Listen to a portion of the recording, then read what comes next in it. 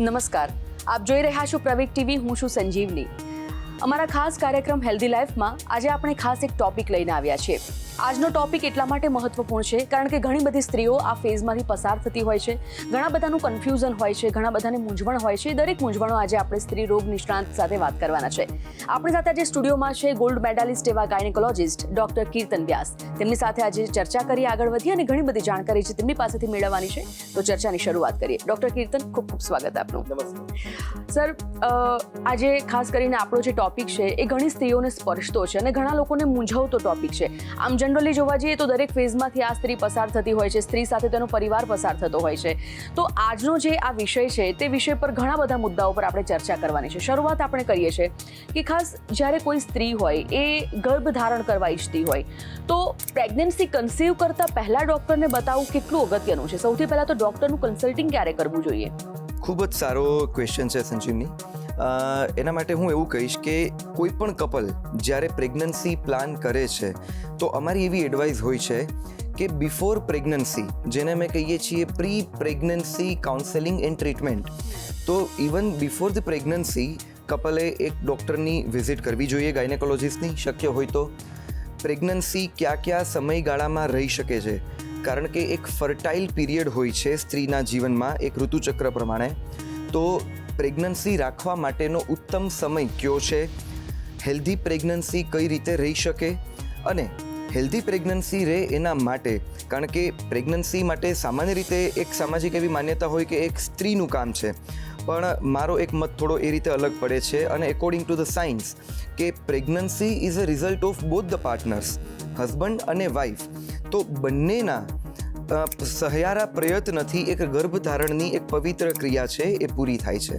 તો એના માટે બંને માણસે, કપલે, હસબન્ડ અને વાઈફ, બંને માણસે ડૉક્ટરની એક મુલાકાત લેવી જોઈએ. ક્યારેક યંગ કપલ્સમાં એવું જોવા મળતું હોય છે કે મેરેજ પછી પ્રેગ્નન્સી બાબતે, ઋતુચક્ર બાબતે કે બીજા ઘણા બધા એમને સામાજિક ગેરમાન્યતાઓ પણ જોવા મળતી હોય છે. તો જો એ લોકો ડૉક્ટરને પ્રેગ્નન્સીની પહેલાં જ મુલાકાત લે તો આ બધી જ ગેરમાન્યતાઓનું પણ કંઈક અંશે સોલ્યુશન આવી શકે.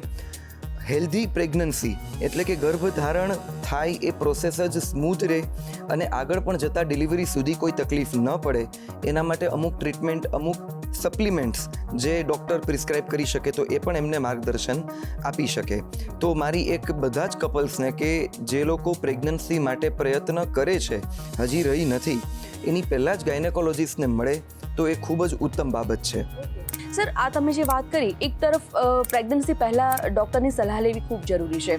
ગર્ભધારણ થઈ જાય છે, કન્સીવ થઈ જાય છે, પછી કોઈ પણ કપલ હોય તો એમને પહેલું પગલું શું લેવું જોઈએ? ડૉક્ટરની સલાહ, ઘણા લોકો એવું કરતા હોય છે કે ગર્ભધારણ થયા પછી અઠવાડિયે, 10 દિવસ, 15 દિવસ એ ડૉક્ટર પાસે નથી જતા હોતા, ડૉક્ટરની સલાહ સૂચન નથી કરતા હોતા.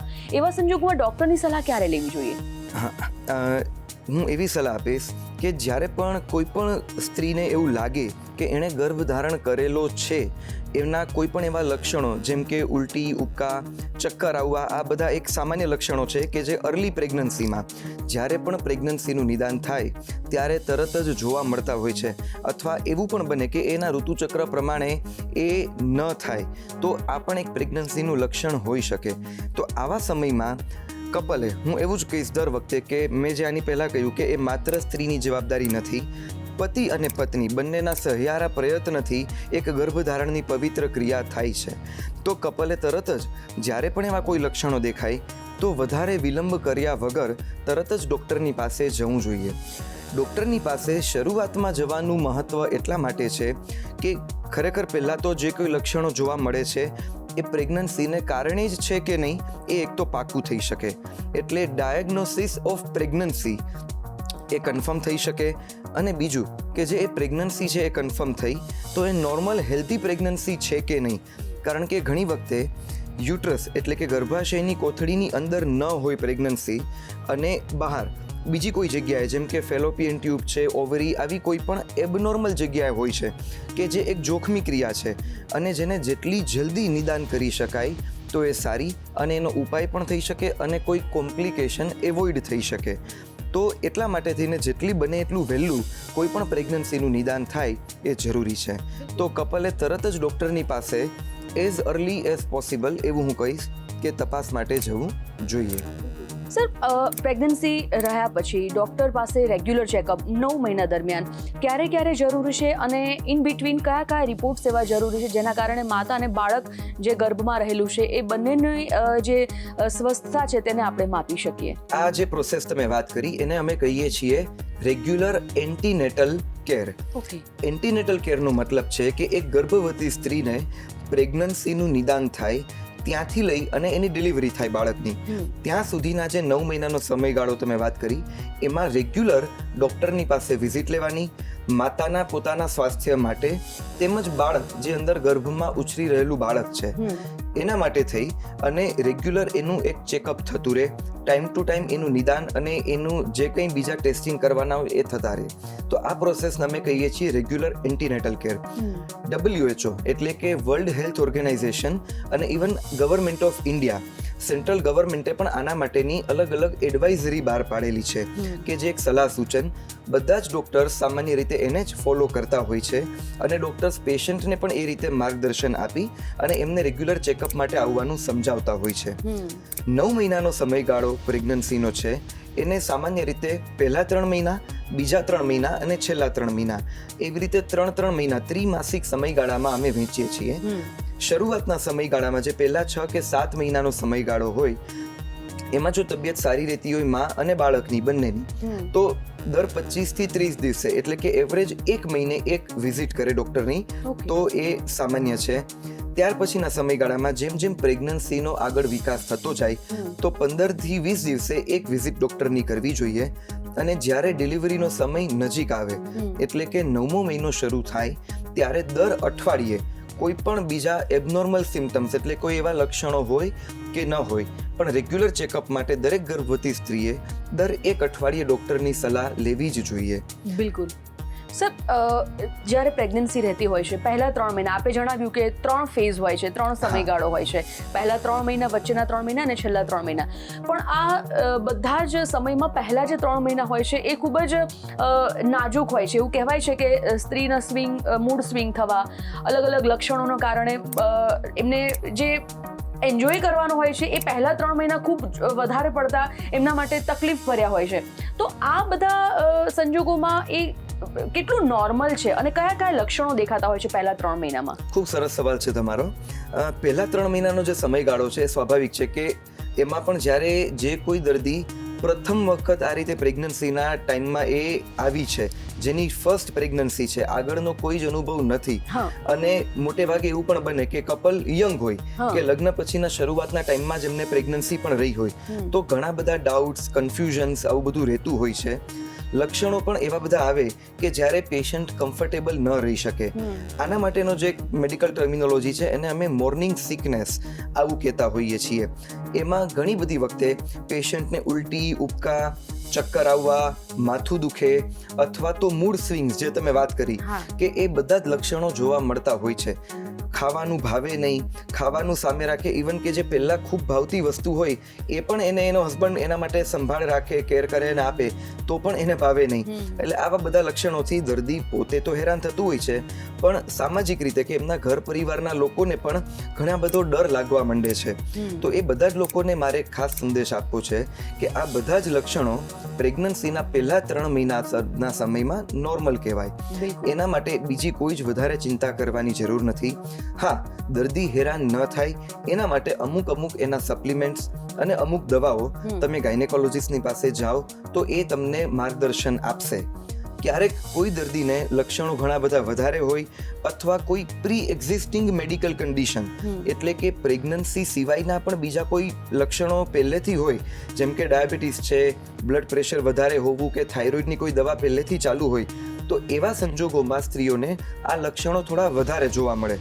તો એના માટે ડૉક્ટરના માર્ગદર્શન પ્રમાણે દવાઓ કે ક્યારેક જરૂર પડે તો કોઈ ઇન્જેક્શન, આ બધી વસ્તુઓ થઈ શકે છે પણ એના માટે પરિવારે ક્યારેય ગભરાવાની કે ચિંતા કરવાની જરૂર રહેતી નથી. બિલકુલ. જે 3 મહિનામાં પ્રેગ્નન્ટ સ્ત્રીને દેખાતા હોય છે લક્ષણો વિશે, કેટલા નોર્મલ છે અને એમના મૂડ સ્વિંગ વિશે, ખાસ કરીને જે સ્ત્રીઓને શરૂઆતથી જ કોમ્પ્લિકેશન્સ હોય છે પ્રેગ્નન્સીમાં, એક તો ગર્ભધારણ કરવામાં જેમને વધારે મુશ્કેલી પડી હોય અને ત્યારબાદ જો ગર્ભધારણ થયો હોય તો પછી એવી સ્ત્રીઓએ કેવા પ્રકારની કાળજી લેવી જોઈએ?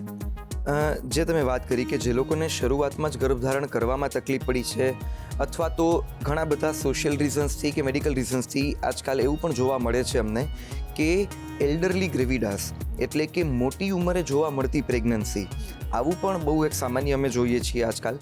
તો એમાં બીજા બધા પણ ઘણા લક્ષણો પહેલેથી હાજર હોય, જેમ કે મેં વાત કરી ડાયાબિટીસ, બ્લડ પ્રેશર વધારે હોવું, થાઇરોઇડની કોઈ બીજી બીમારી હોવી કે બીજી કોઈ પહેલાં સર્જરી થયેલી હોય, તો એ કેટેગરીના પેશન્ટ્સને અમે થોડી અલગ રીતે જોતા હોઈએ છીએ, જેને હાઈ રિસ્ક પ્રેગ્નન્સી એવું અમે કહેતા હોઈએ છીએ.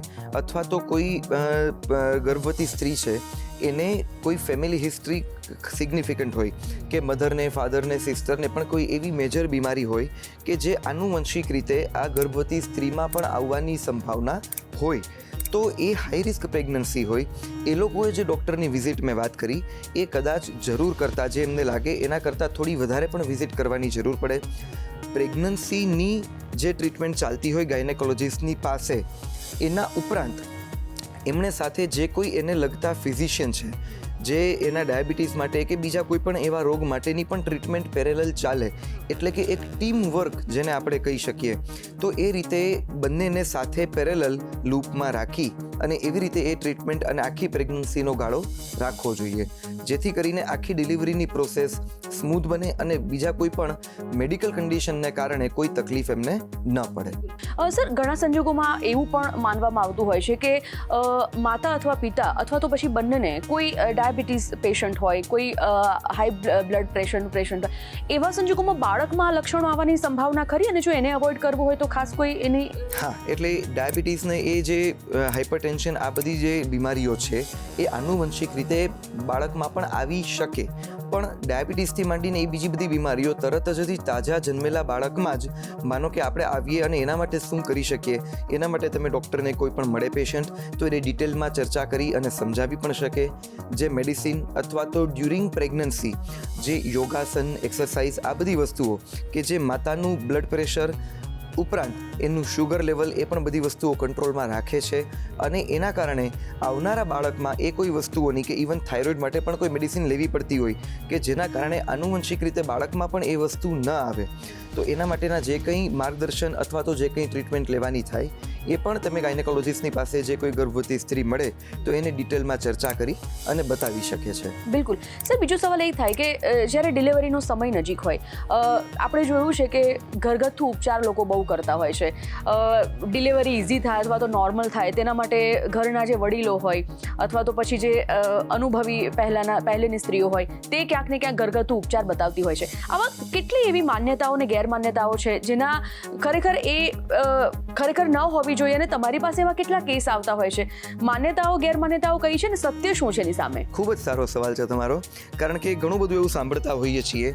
ઇવન અમારી પાસે પણ જ્યારે પેશન્ટ ડિલિવરી માટે દાખલ થાય ત્યારે ઘરમાં કે ગરમ મસાલા પાક ખાવો કે ગરમ ઉકાળો પીવો, આ ટાઈપની વસ્તુઓ ઘણી બધી ઘરેથી કાં તો એમના કોઈ ઘરના વડીલો કોઈ હોય, તમે જેમ વાત કરી એ રીતે કોઈ ગેરમાન્યતાઓથી પ્રેરાઈને અથવા તો જેને કહીએ છીએ કે નહીં ભાઈ પહેલેથી એમ કે આ વસ્તુઓ જે પ્રથા ચાલી આવે છે એ પ્રમાણે કરતા હોય છે.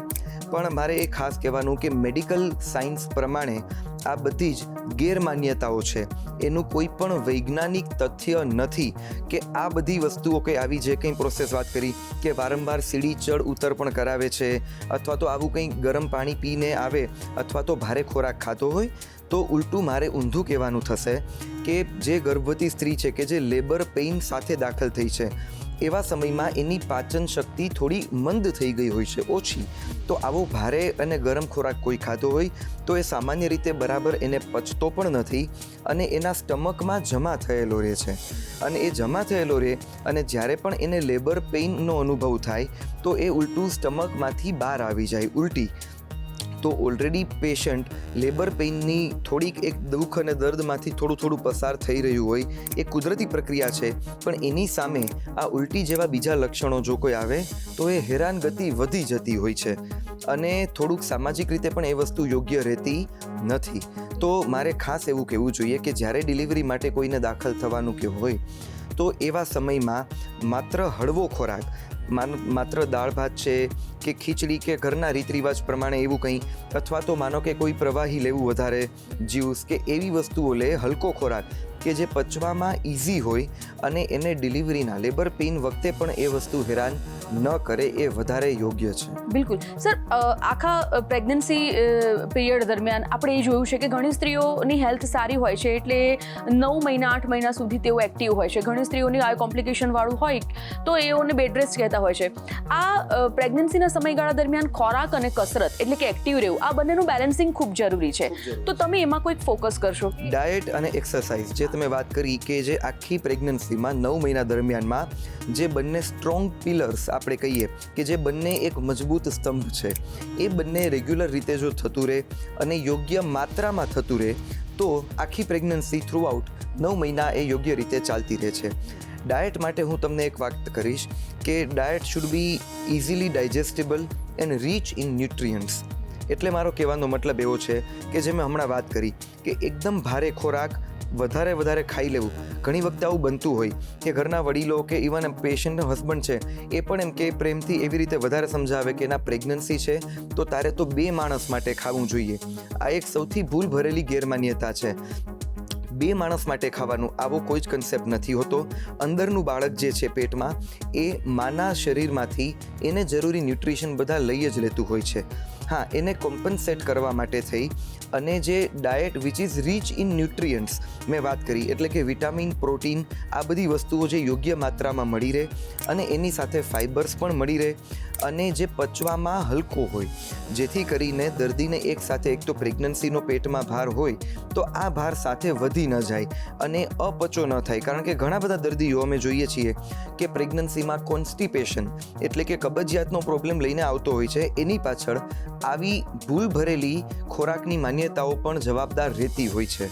તો પ્રવાહી ખૂબ વધારે લેવું, ડેઇલી 2 કે 3 લીટર જેટલું પાણી પીવું, ફાઇબરવાળો વધારે ખોરાક લેવો અને આના ઉપરાંત બીજું જેને આપણે કહીએ કે એક્સરસાઇઝ જે તમે વાત કરી, તમારા ડૉક્ટરની સલાહ પ્રમાણે કોઈ યોગાસન માટેના કોઈ સ્પેશિયાલિસ્ટ કે ફિઝિયોથેરાપિસ્ટને બતાવી કે જે ગર્ભ સંસ્કારના સેશન્સ, હવે ઘણા બધા ડૉક્ટર્સ પણ કન્ડક્ટ કરતા હોય છે કે એના માટેના યોગાસનના ક્લાસીસ પણ ચાલતા હોય છે, જેને એન્ટીનેટલ ક્લાસીસ એવું કહીએ. પણ હા, એ ડૉક્ટરની સલાહ મુજબ કરવું જોઈએ, જેથી કરીને ઓવર ફિઝિકલ એક્ઝર્શન પણ ન થાય અને ગર્ભમાંના બાળકને પણ તકલીફ ન પડે અને જે કોઈ મેડિકલ કન્ડિશન હોય તો એમાં ગર્ભવતી સ્ત્રીને પણ એના કારણે તકલીફ ન રહે.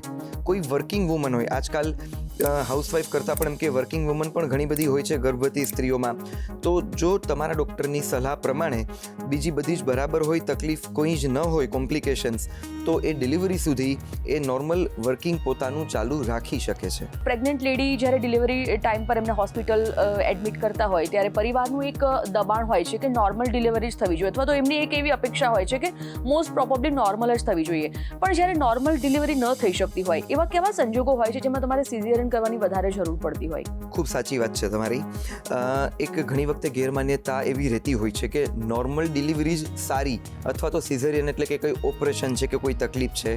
હા, એ એક ઓપરેશન છે, નો ડાઉટ, પણ ઘણી બધી વખતે જે આપણે વાત કરી શરૂઆતમાં જ, સ્વસ્થ માતા અને સ્વસ્થ બાળક, પ્રેગ્નન્સી, કોઈ પણ પ્રેગ્નન્સીનું એક ટાર્ગેટ કેવું હોય છે કે એના અંતે સ્વસ્થ માતા અને સ્વસ્થ બાળક આપણને મળે. તો જ્યારે કોઈ પણ એવા હાઈ રિસ્ક પ્રેગ્નન્સીના કેસ હોય કે જેમાં માતાના લેવલે અથવા તો બાળકના લેવલે કોઈ પણ પ્રકારનું જોખમ રહેતું હોય કે જેના માટે ડિલિવરીની એટલે કે નોર્મલ ડિલિવરીની પ્રક્રિયા સફળ રીતે થાય એ શક્ય ન બનતું હોય, તો માતા અને બાળક બંનેની સેફટી માટે સિઝેરિયન એટલે કે ઓપરેશનથી ડિલિવરી કરાવવાની જરૂર પડતી હોય છે. જેમ કે આગળ કોઈ દર્દીને 1 કે 2 વખત પણ સિઝેરિયન થયેલા હોય તો પછી એને 3જી વખત કે એવી રીતે ડિલિવરી માટે, નોર્મલ ડિલિવરી માટે પ્રયત્ન ન કરવો જોઈએ. એ ઉપરાંત માનો કે જે વાત કરી કે જ્યારે કોઈ પણ પ્રસૂતા દર્દીને ડિલિવરી પહેલાં કે ખૂબ ડાયાબિટીસ વધારે રહેતું હોય, શુગર લેવલ બરાબર ન રહેતું હોય, બ્લડ પ્રેશર ખૂબ વધારે રહેતું હોય અથવા તો બીજી એવી કોઈ પણ પ્રી એક્ઝિસ્ટિંગ મેડિકલ કન્ડિશન જેને મેં વાત કરી આવું રહેતું હોય તો પણ એ અઘરું બનતું હોય છે. જ્યારે બાળકનું કદ વજન ખૂબ જ વધારે હોય અથવા તો એની પોઝિશન ગર્ભની અંદર બરાબર ન હોય, જેને આપણે કહીએ ઉલટું બાળક એટલે કે બ્રીચ પ્રેઝન્ટેશન, અથવા તો કોઈ પણ માલ પોઝિશન એટલે કે નોર્મલ પોઝિશન નથી એવી કોઈ પણ પોઝિશન હોય, અથવા ક્યારેક એવું બનતું હોય કે પ્લાઝેન્ટા એટલે કે જે મેલીનો ભાગ આવે જેમાંથી બાળકને ન્યુટ્રિશન મળતું હોય છે 9 મહિના દરમિયાન, એ બાળકની પણ પહેલાં એટલે કે નીચે આવતું હોય જેને અમે કહીએ પ્લાઝેન્ટા પ્રીવિયા, અથવા ગર્ભાશયની અંદર બીજી કોઈ ગાંઠ રહેતી હોય, બાળકની અંદર માનો કે કોઈ વખતે એવું બને કે ઝાડો કરી ગયું હોય એટલે કે એ ગંદુ પાણી પી લે તો એ બાળકના લેવલે ખૂબ જ જોખમી થઈ જાય. આવા કોઈ પણ સંજોગો હોય તો નોર્મલ ડિલિવરી માટે વધારે દુરાગ્રહ એવો શબ્દ હું વાપરીશ કે દુરાગ્રહ રાખવા કરતાં હેલ્ધી મધર અને હેલ્ધી બેબી આ પ્રિન્સિપલ ધ્યાનમાં રાખી અને સિઝેરિયન કરીને બાળક લેવું હિતાવહ છે. સર, એક ઇમ્પોર્ટન્ટ સવાલ એ પણ થાય કે અનવોન્ટેડ પ્રેગ્નન્સી આપણે ઘણીવાર સાંભળ્યું છે, કોઈ લગ્ન પહેલાં જેને પ્રેગ્નન્સી કન્સીવ થઈ જતી હોય અથવા તો લગ્ન પછી જે ન ઈચ્છતા હોય એવા લોકો ઘણા ખરા સંજોગોમાં ડૉક્ટરની સલાહ લીધા વગર જ તેઓ જાતે દવા લઈ લેતા હોય છે. કોઈ પણ સલાહ સૂચન વગર તેઓ જ્યારે આ પ્રકારની દવા જાતે લઈ લેતા હોય છે, કેટલું જોખમી સાબિત થતું હોય છે આવા સંજોગોમાં? ખૂબ જ એક સેન્સિટિવ મુદ્દો છે અને ઇવન મારે એવું પણ કહેવાનું થાય કે સેન્ટ્રલ ગવર્મેન્ટ, આપણી ગવર્મેન્ટ ઓફ ઇન્ડિયા પણ આના માટે ઘણી બધી અવેરનેસ માટે પ્રયત્ન કરતી હોય છે. બીજું એક વસ્તુ મારે કહેવાની કે દુનિયાના ઘણા બધા દેશોમાં આ એબોર્શન એટલે કે મિસકેરેજ કરાવવું જ્યારે પણ અનવોન્ટેડ પ્રેગ્નન્સી હોય and when the couple is not ready for the pregnancy, તો એ પ્રોસેસ એને ન જોઈતું હોય બાળક તો એ ઇલીગલ છે દુનિયાના ઘણા દેશોમાં. પણ ભારત દેશમાં વાત કરીએ તો MTP એક્ટ એટલે કે medical termination of pregnancy act, આના હેઠળ આ એક કાયદેસર પ્રક્રિયા છે, એ કોઈ ગુનો નથી. જ્યારે એના નીતિ નિયમો એક્ટના અનુસાર જે કોઈ એક ક્રાઇટેરિયામાં ફિટ થતું હોય તો એ કોઈ ગુનાપાત્ર પ્રવૃત્તિ નથી, એ એક કાયદેસર મેડિકલ અને લીગલ પ્રોસેસ છે. તો કોઈ પણ કપલને જ્યારે અનવોન્ટેડ પ્રેગ્નન્સી હોય, મે બી બિફોર મેરેજ કે આફ્ટર મેરેજ, તો એના માટે એમણે કોઈ પ્રેગ્નન્સી રહી જાય તો એમણે ડૉક્ટરનો સંપર્ક કરવો જોઈએ. ઘણી બધી વખતે અમે એવા પેશન્ટ્સ જોતા હોઈએ છીએ કે કોઈ સામાજિક સોશિયલ સ્ટિગ્માને કારણે અથવા તો એવા કોઈ પણ રીઝનથી કે અથવા તો અવેરનેસ જ નથી, ક્યારેક યંગ કપલ્સમાં આવું બનતું હોય તો એ સંજોગોમાં એ લોકો જાતે કોઈ મેડિકેશન કરતા હોય અથવા તો કોઈ મેડિકલ સ્ટોરમાંથી કે પોતાની રીતે કે કોઈ મિત્ર વર્તુળ કે સોશિયલી એ લઈ લેતા હોય છે મેડિસિન, અને પછી જો એ પ્રેગ્નન્સી નોર્મલ ન હોય અંદરની અને બીજી ઘણી કોઈ મેડિકલ કન્ડિશન સાથે અટેચ્ડ હોય તો એના ઘણા બધા કોમ્પ્લિકેશનો, ઇવન ત્યાં સુધી કે હેવી બ્લીડિંગ અને જીવ ગુમાવવા સુધીના કોમ્પ્લિકેશનો થઈ શકતા હોય છે. તો આવું ન કરવું જોઈએ અને ડૉક્ટરનો સંપર્ક કરી અને જ પછી એની લીગલ પ્રોસિજરને આધારે MTP એક્ટ અનુસાર જે ગર્ભ ન જોઈતો હોય તો એની પ્રોસિજર કરવી જોઈએ. સર, મને આ એક મુદ્દા પરથી એક ખાસ સવાલ એ પણ અત્યારે થયો કે જે લોકો પ્રેગ્નન્સી ઈચ્છે છે, ગર્ભ ધારણ કરવા ઈચ્છે છે, પણ સમહાવ એમને 1 વાર 2 વાર કે 3 વાર મિસકેરેજ થઈ જતું હોય છે, તો એવા સંજોગોમાં કેટલો સમયગાળાનો ગેપ રાખવો વચ્ચે ફરીવાર જો પ્રેગ્નન્સી કન્સીવ કરવી હોય તો, અને કેટલું ઇઝી છે 1-2 મિસકેરેજ થયા પછી હેલ્ધી પ્રેગ્નન્સી? જે વારંવાર જે આ રીતે મિસકેરેજ થતા હોય જેને અમે કહીએ છીએ રિકરન્ટ પ્રેગ્નન્સી લોસ, તો આવા જે રિકરન્ટ પ્રેગ્નન્સી લોસના જે પેશન્ટ્સ હોય એ લોકો માટે મેડિકલ કન્ડિશન ઉપરાંત પણ મારે એક વસ્તુ ખાસ કહેવી જોઈએ કે મેન્ટલ ટ્રોમા, કારણ કે માનસિક રીતે પણ એમ કે કપલ ઘણી વખતે ભાંગી જતું હોય છે, આવું બનતું હોય તો સ્વાભાવિક રીતે, તો ત્યારે એને અપાર્ટ ફ્રોમ મેડિકલ ટ્રીટમેન્ટ એને એક ટેન્ડર લવિંગ કેર જેને અમે કહીએ કે એક સામાજિક રીતે અને માનસિક રીતે પણ સધિયારો મળી રહે એ વસ્તુ ખૂબ જરૂરી હોય છે. આ સધિયારો કપલને એમના ઘર પરિવારમાંથી, એના મિત્ર વર્તુળમાંથી પણ મળી શકે છે અથવા તો એ ડૉક્ટરની પાસે કે કાઉન્સેલરની પાસે જાય તો એમને પણ મળી શકે છે. સામાન્ય રીતે અમે એવું કહીએ કે લેડીઝના શરીરમાં માનો કે એક વખત આવી રીતે મિસકેરેજ થાય તો એને રેસ્ટ આપવા માટે થઈને 2 થી 3 મહિનાનો સમયગાળો હોય એ વધારે ઈચ્છનીય છે.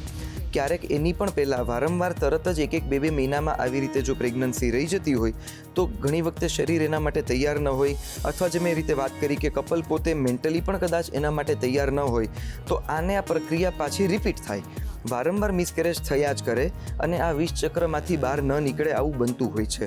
તો 2 થી 3 મહિનાનો સમયગાળો 2 પ્રેગ્નન્સી વચ્ચે હોય આવા મિસકેરેજના સંજોગોમાં એ થોડું હિતાવહ છે અને એ સમયગાળામાં વચ્ચે ડૉક્ટરનો સંપર્ક કરી અને એના માટે નેક્સ્ટ પ્રેગ્નન્સી માટે કઈ રીતે તૈયાર થવું, ફિઝિકલી, મેન્ટલી અને સાથે કોઈ સપ્લિમેન્ટ્સ કે કોઈ ટ્રીટમેન્ટ લઈને અથવા તો કોઈ બીજા ટેસ્ટ કરાવીને એ ડૉક્ટરની સલાહ પ્રમાણે આગળ વધવું વધારે ઇચ્છનીય છે.